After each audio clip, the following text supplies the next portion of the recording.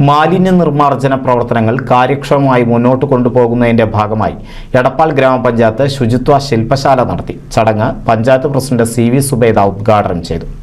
എടപ്പാൾ കൃഷിഭവനിൽ വെച്ചാണ് ഏകദിന ശില്പശാല നടത്തിയത്. എടപ്പാൾ ഗ്രാമപഞ്ചായത്ത് വൈസ് പ്രസിഡന്റ് K പ്രഭാകരൻ അധ്യക്ഷത വഹിച്ച ചടങ്ങ് പ്രസിഡന്റ് CV സുബൈദ ഉദ്ഘാടനം ചെയ്തു. ഷീന മൈലാഞ്ചിപ്പറമ്പിൽ സ്വാഗതം പറഞ്ഞ ചടങ്ങിൽ സെക്രട്ടറി സന്തോഷ് കുമാർ മാലിന്യ നിർമ്മാർജ്ജന പ്രവർത്തനങ്ങളെക്കുറിച്ചും നേട്ടങ്ങളെക്കുറിച്ചും വിശദീകരിച്ചു. മലപ്പുറം ജില്ലാ കോർഡിനേറ്റർ ശ്രീധരൻ മാലിന്യ നിർമ്മാർജ്ജനത്തെക്കുറിച്ചും സർക്കാരിന്റെ പുതിയ പദ്ധതികളെക്കുറിച്ചും ക്ലാസ് എടുത്തു. സമ്പൂർണ്ണ ശുചിത്വ ഗ്രാമപഞ്ചായത്തായി പ്രഖ്യാപിക്കാൻ ആവശ്യമായ പദ്ധതികളെക്കുറിച്ചും ശില്പശാല ചർച്ച ചെയ്തു. ഹരിതകർമ്മസേനയ്ക്ക് യൂസർമെന്റ് കൈമാറിയില്ലെങ്കിൽ ശിക്ഷിക്കപ്പെടും, കത്തിച്ചാൽ ശിക്ഷിക്കും, അലക്ഷ്യമായി വലിച്ചെറിഞ്ഞാൽ ശിക്ഷിക്കും. ഇതാണ് ആ ജാഥയില് ജനങ്ങളോട് പറയുന്നത്. ഹരിതകർമ്മസേനയുടെ പ്രവർത്തനം ശക്തമാക്കുക എന്നുള്ളതാണ് ഈ പദയാത്രയുടെ ലക്ഷ്യം. ചടങ്ങിൽ H ശ്രീകാന്ത്, സോന, അജേഷ് എന്നിവർ പങ്കെടുത്ത് സംസാരിച്ചു. NCV news Edappal.